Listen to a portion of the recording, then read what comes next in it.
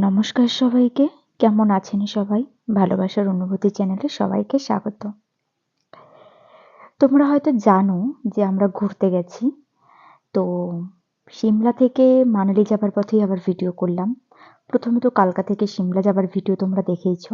এখন সিমলা থেকে মানালি যাবার ভিডিও করেছি, তাই ভাবলাম যে তোমাদের সাথে শেয়ার করি। আমরা যে সিমলা ঘুরেছি, চেল প্যালেস গেছিলাম আর তার আশেপাশে বেশ কিছু সাইট সিন ছিল।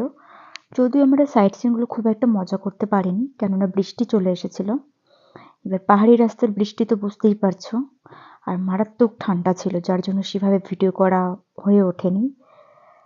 তো দেখো, ভাবলাম মানালি যাবার পথে ভিডিওটা করি। ওয়েদারটাও ভালো ছিল, পাশ দিয়ে একটা নদী বয়ে যাচ্ছে। নদীটার নামটা যেন ঠিক কি শুনলাম, ভুলে গেলাম। যাই হোক, অনেক কষ্টে বা বলতে পারো অনেক অপেক্ষার পর আজ এই দিনটা চলে আসলো। আমার মেন উদ্দেশ্য ছিল আমি মানালিতেই যাব।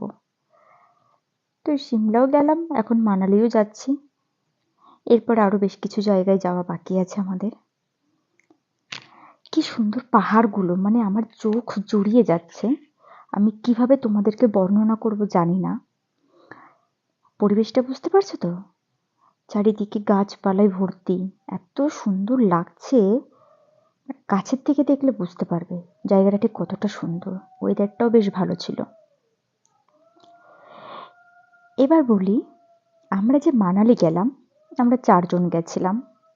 আমি, আমার হাজবেন্ড আর ওর বন্ধু আর তার ওয়াইফ।